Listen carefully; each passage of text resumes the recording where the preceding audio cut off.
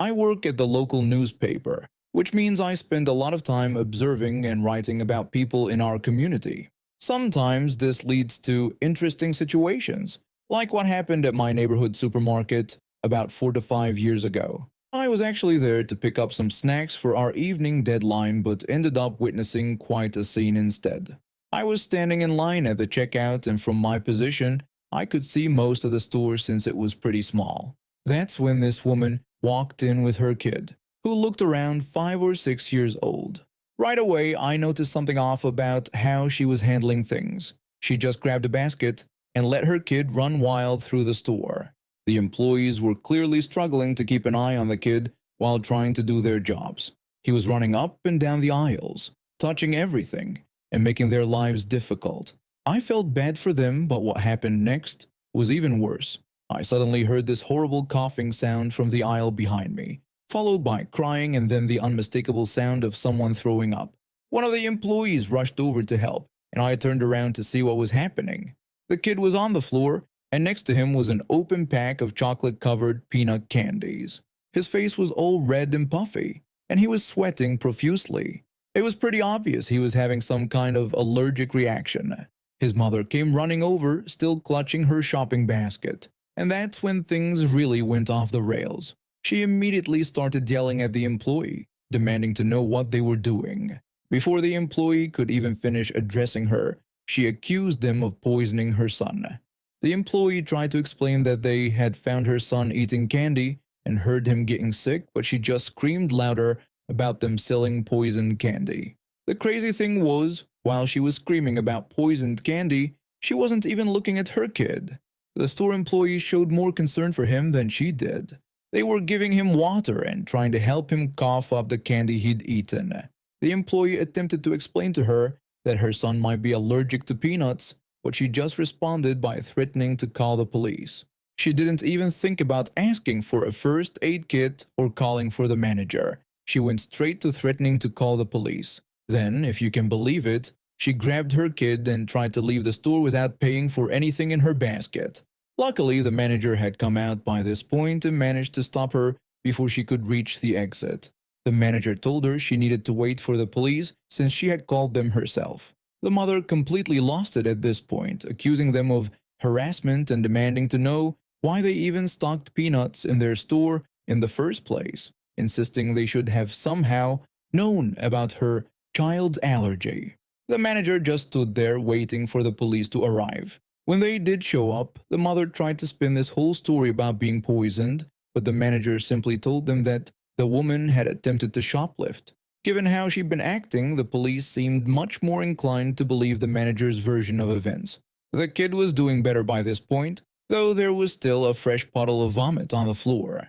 The police told the mother she needed to come down to the station after making sure her son was okay. To top it all off, the manager banned her from ever coming back to the store. I ended up writing about the incident for our local paper's crime blotter section, though I kept it brief and left out names to protect the kid.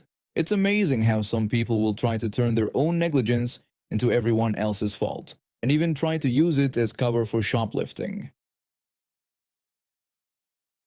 My days as a delivery driver for a sandwich shop were mostly uneventful, except for that one incident that turned into a month-long nightmare. I was working at this place, let's just say it rhymed with Timmy Tom's, to help pay for my college tuition. The job was straightforward: make sandwiches, deliver them, collect tips. The only real hassle was our location, which was right next to a busy coffee shop drive-through. Getting in and out of our parking lot was like playing Russian roulette with your bumper. One afternoon I was backing out for a delivery, taking it super slow because of the usual chaos. There was a car parked next to me and I watched its driver get in. I kept inching backward and suddenly, this woman whips her car out behind me while I'm still moving. There was a tiny bump, barely enough to feel, and a scratch on her car no bigger than a dime. What happened next was like watching someone transform into a rage monster over a paper cut. Karen immediately started screaming hysterically about her car being hit. She began shouting for someone to get her husband, who was apparently inside the coffee shop. When I tried to explain that she had pulled out behind me while I was still moving, She cut me off and started yelling for Kevin even louder. Her husband stormed out of the coffee shop, coffee still in hand. He demanded to know what I had done to their car. I tried explaining that I had been backing out very slowly, but before I could finish, Karen interrupted by dramatically claiming that I had smashed into their car. Kevin then started lecturing me about how expensive their luxury vehicle was. I was young and still pretty green when it came to dealing with conflict. At that point, I hadn't even processed that this was the same car that had been parked next to me. I thought somehow I backed into someone else entirely. I went inside to get my manager, who'd seen everything through the window. He came out with me and I felt relieved, thinking he'd clear everything up. But Karen and Kevin had already called the police. The officer showed up, looked bored, and simply said, since this happened on private property, he couldn't assign blame. He then asked Karen and Kevin for their side of the story. After listening to their dramatic retelling, he just left without even asking for my side or my manager's account. My manager helped me file an insurance statement over the phone. The entitled couple suddenly turned sugary sweet. Karen cheerfully commented about how these things happen and wished me a good day, while Kevin assured me they'd let the insurance handle everything from there. My manager warned me not to speak directly with their insurance, and when they called, I directed them to my insurance company. That's when things got weird. Kevin started showing up at my workplace almost daily, but only when I wasn't there. My co-workers told me he'd storm in, ranting about how I was insurance dodging. When I was working, he'd just stand outside staring through the windows like some discount horror movie villain. Then he started following me on deliveries, every single day. For a month, we learned from the coffee shop staff that Kevin was basically squatting there all day. He was too cheap to pay for internet at home, so he'd camp out at their shop for his graphic design work. He'd buy one tiny coffee and demand they turn down their music, making such a fuss that they'd mark their volume dial with a pencil just to avoid his tantrums. When my insurance finally called, they had some interesting questions. They wanted to know if I'd seen Karen recently. Turns out, she was claiming the dime-sized scratch had given her whiplash, post-traumatic stress disorder, and left her unable to walk. Kevin was doing all the talking because she was supposedly too injured to come to the phone. Mysteriously, there were no medical records to back up any of these claims. Because of the useless police report, my insurance had to rule in their favor, but they only got enough to cover a new paint job. The insurance company made Kevin put Karen on the phone and warned them that if the harassment didn't stop, they'd take legal action. That finally got them to back off. They tried suing my company too, since I had the car topper on during the incident, but that went nowhere. Here's where it gets good though. About 6 months later, I got a call from my old insurance agent. Turns out Karen and Kevin had been arrested. This wasn't their first rodeo. It was their 6th insurance scam that year. They'd been purposely causing minor accidents and then trying to milk the insurance companies for all they could get. The coffee shop's security cameras had caught every single one of their previous scams in their parking lot. They'd been using the same spot for months, pulling the same stunt on different delivery drivers. The footage showed Karen and Kevin practicing their routine, her perfectly timing her pull-out to cause minimal contact, him rushing out of the coffee shop right on cue. They're facing insurance fraud charges now. Guess Kevin won't need to worry about Wi-Fi anymore. I hear prison provides free internet these days. I work as a mechanic at a small auto shop and I've always been pretty good at fixing up my own vehicles. Recently, my truck got into a nasty encounter with a deer that left the passenger side fender looking like it went through a war zone. Getting a new one from the dealership would have cost me an arm and a leg, so I started looking around online for used parts. After searching for a while, I found this guy on OfferUp who was parting out his truck, same make, same model as mine, and the fender was in perfect condition. He was only asking for a quarter of what the dealership wanted. The only catch was that I had to drive up to Vancouver to get it. My roommate, who's also into cars, offered to come along and help me get the panel off. We figured Vancouver traffic would be brutal, so we left super early. The guy told us he wouldn't be home until 6 p.m. after work, but we ended up arriving around 5:20 p.m. I messaged him on OfferUp, letting him know we were early and would wait. We found a nice spot to park across the street from his house. It was a quiet neighborhood with a few people walking their dogs or doing yard work. Nobody seemed to mind us being there. I even waved at a couple of people who walked by, and they waved back. About half an hour into our wait, I noticed a car pull up a few houses ahead of us. A woman got out, but I didn't think much of it. My roommate and I were just chilling, watching some funny videos on my phone to pass the time. That's when things got weird.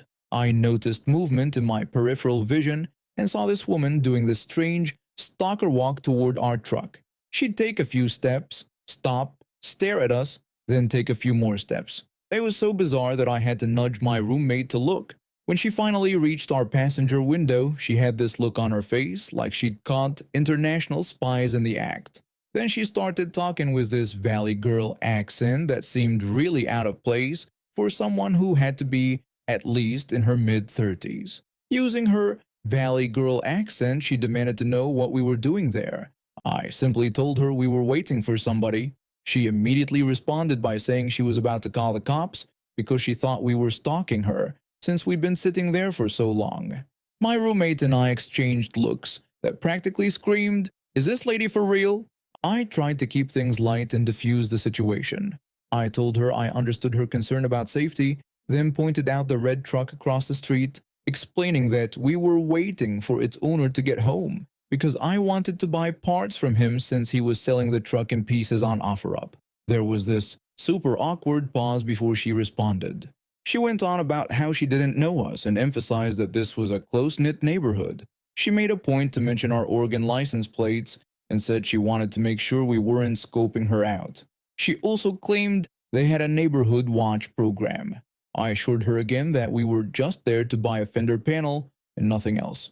She responded with an awkward "okay," before walking away. She got in her car and drove off. When the truck owner finally got home, we told him about our encounter with a weird lady. He looked confused and told us he'd lived there for 5 years and had never seen anyone matching her description in the neighborhood. The funny thing is, we later found out from one of his neighbors who came over to chat while we were removing the fender that the neighborhood didn't even have a watch program. Apparently, the woman was known for hassling people in different neighborhoods, pretending to be part of their community watch programs. She'd been caught doing this in at least 3 other areas, and the local police were already aware of her behavior.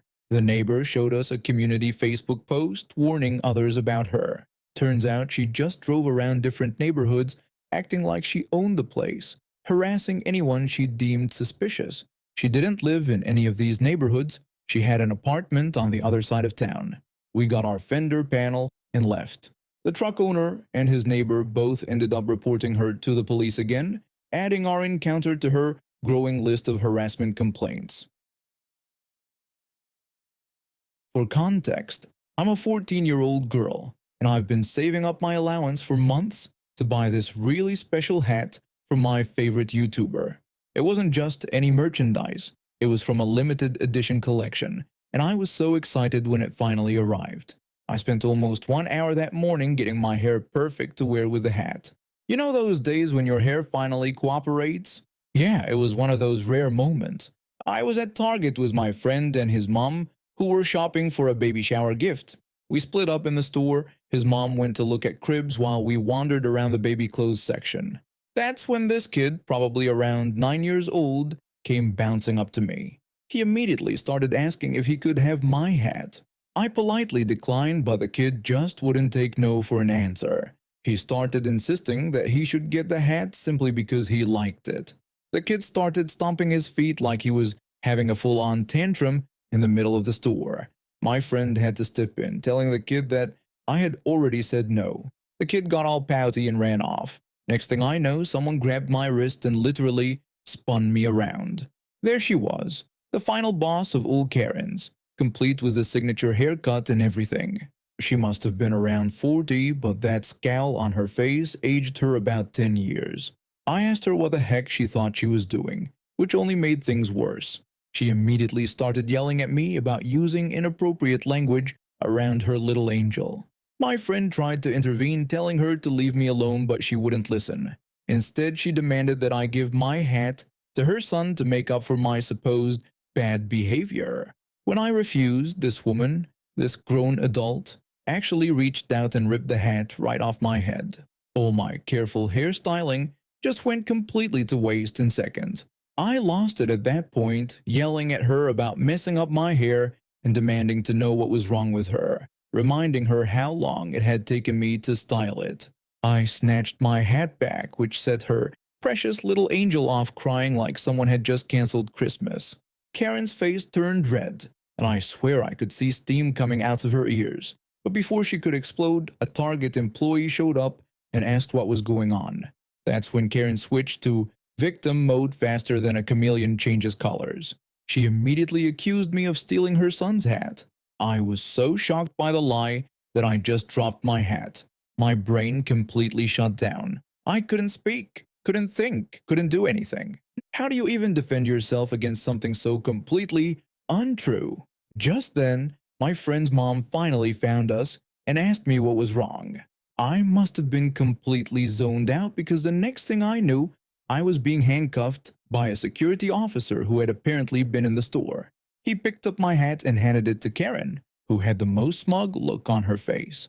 I tried to protest my innocence, but the officer just dismissed me with a comment about how teens were always lying. That's when my friend stepped in, saying he had proof. My friend pulled out his phone. This absolute legend had started recording as soon as Karen showed up because he had a feeling something bad might happen. He captured the whole thing on audio. The officer listened to the recording, and suddenly those handcuffs were coming off my wrists and going onto Karen's instead. You should have heard her. She started screeching like a car with bad brakes. I never got an apology from the officer, but honestly, I didn't care. I got my hat back, and watching Karen get led away while throwing her adult tantrum was worth more than any apology.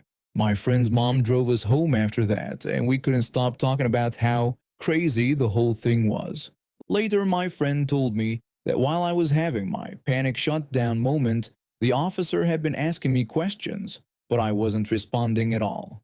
That's why he thought I was being difficult and decided to cuff me. Thank God my friend had the presence of mind to record everything.